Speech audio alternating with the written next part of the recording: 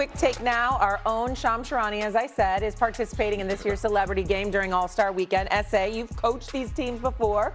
What are your tips for Shams? Well, I do like what I'm seeing right there. I mean, the videos are not bad. You know, warming up a little bit. I mean, he's going to be going against some scrubs tonight. Everybody there ain't going to be able to play, so he does look like somebody that could take advantage of it. But there are times where people look good in the highlights and the warm-ups, and then panic sets in. I know this much. He better perform considering the fact that they're promoting him and he got on those bright-ass sneakers. Because chances are that's what he's going to wear tonight, which is going to bring even more attention to him. He better represent. He better represent the way he represents us when he breaking stories. He better do that tonight. That's what I'm going to say. I will be watching. Will he be checking his phone like mid-game? You know, like Schefter sits on set and like checks his phone? No news during the game. No please. news, You could always use the phone. I mean, he could always use the phone as an excuse for missed shots. When he's missing shots, he could always say, my phone was ringing. I got distracted. So that is a good excuse he could hold on to. But again, we will be watching. That's a good point. All right, so as I said, the NBA All-Star Game is this weekend. It's going to feature a new format, yet again, in hopes of making the game more competitive. It's the USA against the world, with the Americans being split into two teams. A round-robin tournament across 4 12-minute games will determine the winner. David, who are you most intrigued to see in this All-Star Game this weekend? I'm just make my point here. Oh, look what we have added, Stephen A. Good about my point that I'm going to make. I feel it's going to be a more refined point now that I got myself together. Look at that. Here, thank you very much. Right. The person I'm looking forward to. Way to go. There you go. There you go. It's just for you, Stephen A. Keep agreeing with me. I'll keep the tie on. So the guy that I'm looking forward to this weekend is Victor Wembanyama. Like, when we've talked about who has the spirit in the past All-Star games, who's kept the competitiveness in the All-Star games that I remember, 01, 03, 06, 14, it's been Kobe Bryant. And when you think of somebody who has that same spirit of that competitiveness, it's Victor Wembanyama, who says, I will take these opportunities to show that I am the best in the world. I'm going to look you square in the face. I don't care if it's an exhibition. I want to punk everybody else, and I want to be the face of the league and take on that challenge. He understands, you know, appealing to fans. He does the drums with the Spurs. He talks about fan service. He goes out and plays chess with everybody. He wants to be the face. And I think when he looks at All-Star games, he looks at it as another opportunity to be that kind of guy. So I expect Victor Wembanyama this weekend to show that, to go out there against the KDs of the world and say, I am the best player, try to get that MVP, and assert more reason to believe that he is the future of the league. Aman, what do you think? Do you agree with that? Do you think it's Wemby, or is there someone else you're looking forward to seeing? I'm not gonna lie, that was a really good argument. I don't know if it's the tie like Stephen A. said, but that made me very excited to go watch Wemby. I guess I never really thought of it like that this would be a statement game for him. I was more so excited to see Jamal Murray. I felt like he was supposed to be an all-star in previous years. I feel like he has a little bit of a chip on his shoulder. I remember him having an interview where he sat down and said, you know, he didn't think that the level of competition was up like that, so he wasn't really sweating it. But I think now that his name is in there, I think we might be able to see some chippiness from him. I think he's kind of mad about his all-star snubs. And I always like when there's an underdog in the game. He's the underdog. Hopefully he comes out there like a blue-collar dog and he gets everything done. I say? Well, listen, I definitely get where Iman's coming from with Jamal Murray, because the man is a champion. And most importantly, he's a champion that repeatedly throughout his career has stepped up in big moments. And it's one thing to not be appreciated, quote unquote, as an all-star. It's another thing entirely to not be appreciated for the great, great moments, winning moments that he's provided to the Denver Nuggets organization and to the game of basketball. So I like that Jamal Murray note, a nugget that Iman threw out there.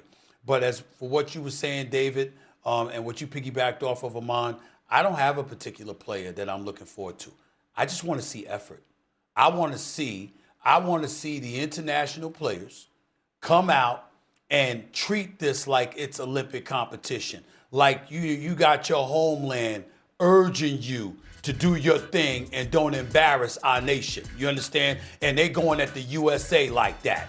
And I want to see the USA respond to it, because remember, the impetus for all of this change has been lackadaisical effort that we've seen over the last decade or so. Like I told you yesterday, David, it's never been as bad as it has been. There's always been suspect competition. You know, people don't go all out, and we're not asking them to.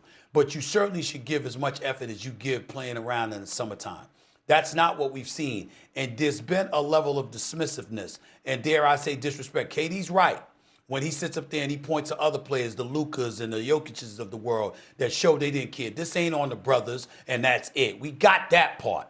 But the flip side to it is that as a collective body, the players have served to embarrass the game with their effort on All-Star Sunday. There is no way around that. And the NBA has proven it because of the modifications they've tried to make. So what I'm hopeful is that we see such competitiveness or enough competitiveness that it makes us say, okay, we don't need to change anymore. We can go with this format, and this will work for the future, as opposed to, oh, damn, here we are again. It was bad for the sport. We're lamenting what we see on Sunday evening. The NBA has to consider more changes. You're hearing noise about how the game should just be eradicated altogether. We don't want that anymore. What we want to see is enough effort that makes us say, okay, that's good, that's acceptable. We can roll with that moving forward. That's what I want to see. Yeah. Aman, I see you agreeing with him. You agree with Stephen A? Yeah, go ahead. I could agree with that. It is heartbreaking for me as a guy that grew up watching the NBA, loved All-Star Weekend, and I'm talking about I love All-Star Weekend with the new camera angles. I remember they had the low camera angle with Jason Kidd out there. All-Star Weekend is supposed to be fun. It's supposed to be new. It's supposed to feel fresh. What I don't like is it doesn't need to be so fresh that it's not the East versus the West anymore. I don't like that it's gone to U.S. versus the world. Though I understand it. I understand they want the competition up, and I feel like that needs to be the challenge for U.S. players to say, hey, man, do you realize that they changed the All-Star game that we have watched and honored for this long? They changed it because y'all haven't been playing hard. Let's play hard. Now it's about the world and U.S., and they going at each other. It kind of pisses me off. I hope it pisses guys off in that locker room. If they can't play a whole game worth of competition, I at least want 3 quarters, and at the end, I want some more. Which goes back to KD, right? KD laid the gauntlet down. He said there are these other players around the world who are not bringing it. And my hope is that the guys around the world see that and say, oh, that's what you believe about us, and that raises the level of this competition. But I'm with Shump on this one.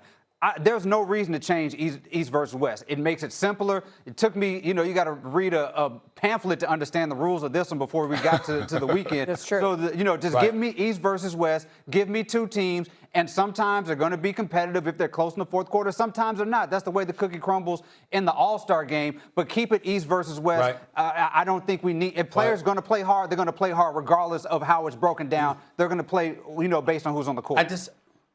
I disagree with both of y'all about the East-West, only because, it's like, it's not that big of a deal, the East versus West. I think USA versus the – listen, let me explain. I think USA versus the world is better. I think it's better. Don't get me wrong, East versus West All-Star Weekend, there's nothing wrong with that. I'm not saying there's anything wrong with that. But USA against the world, when you're talking about American pride versus whatever pride that you have outside of America, and it's showing up All-Star Weekend, we got our stars, you got your stars, let's get it on. I kind of like that because we do see an elevated level of fervor when that transpires. Tell me when y'all have seen international competition and we questioned effort. Tell me when you've seen that. Even when we were losing.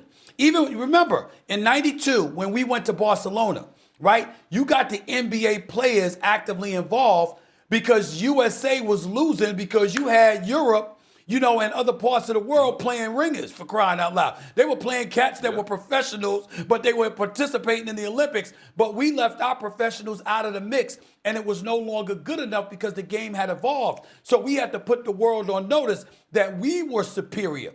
What did they do? Ultimately, incrementally, they caught up. They caught up to a degree where they were able to be competitive and give us a run for our money, where you had Steve Kerr, for example, literally deciding to bench a first-team All-NBA player and a 27-point-per-game scorer, Jason Tatum. I can't find time for you because we're trying to win. And in 40 minutes of action, I can't find a few minutes for you. In 2 games against Serbia, the competition has stiffened so much, you got coaches panicking as to whether or not we got enough personnel to compete with these cats and vice versa.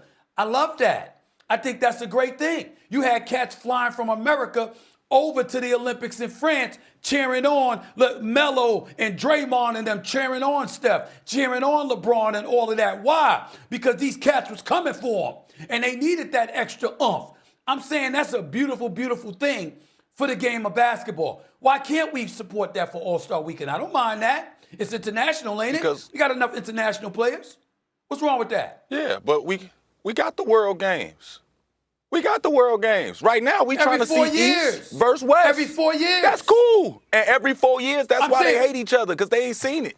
We ain't seen it. Every 4 years, you got to wait. Get your mind right. Why get it every 4 years when you can have it every year? That's my point. Same reason that. Why get it every 4 years? Same reason when you have it every year. Because every Olympic athlete, that's what makes them great. The Olympic athletes go out there and train their ass off for this one shining moment every four. So it's okay. Let me answer this. In Olympic competition, well, you from Slovenia, that's different than if you from Greece, that's different if you from Canada, if you from Serbia or whatever. But the point is the compilation of all-stars in Europe, overseas, whatever, compared to the compilation of USA stars, that's in the NBA. You don't get that in the Olympics because everybody ain't on the same team. So you got all-stars from America versus all-stars from other parts of the world. You only get that, you can only get that on an annual basis. I'm like, what's wrong with that? I love that. What's wrong? What's not to like about that? I'm with that. We're going to do it this year, and then the next 3 years, give me back East versus West. How about that? I'll give it to y'all 1 year, but we're not doing this every year. We're not doing this. There's no way we could be doing this every year. Why can't we split it 2-2? Why can't you do it every other year? Not you trying to find a compromise. Not you trying to find a compromise over there. Why got to be 1 in 3 years? Oh, my Lord. I'm a classic man. I'm a classic guy. I know I don't have a tie on right now, but I go with tradition. You don't get to say classic without a tie. You don't get to say classic if you ain't rocking the tie. You don't get to do that. Can't we just have it? Can I ask for something here, please? Look at this class. This is classic. Forget the East-West, the world. How about just a normal game? Like we have 4 12-minute games we're going to play. It's confusing. Yeah. Give me 40 Just give me no Elam ending, no gross net score. I don't want to do math. Minutes. I just want 48 minutes of basketball. USA basketball comes from us. USA versus the world. 48 minutes. Ain't nothing wrong with that. Okay. So here's what we did. Okay. We all agreed it just needs to go to a regular game format. Regular game. That's called agreeance here on First Take. There we go. Coming up, which NBA team is the biggest disappointment so far this season? Since we are halfway through here, we're going to hand out some first half surprises.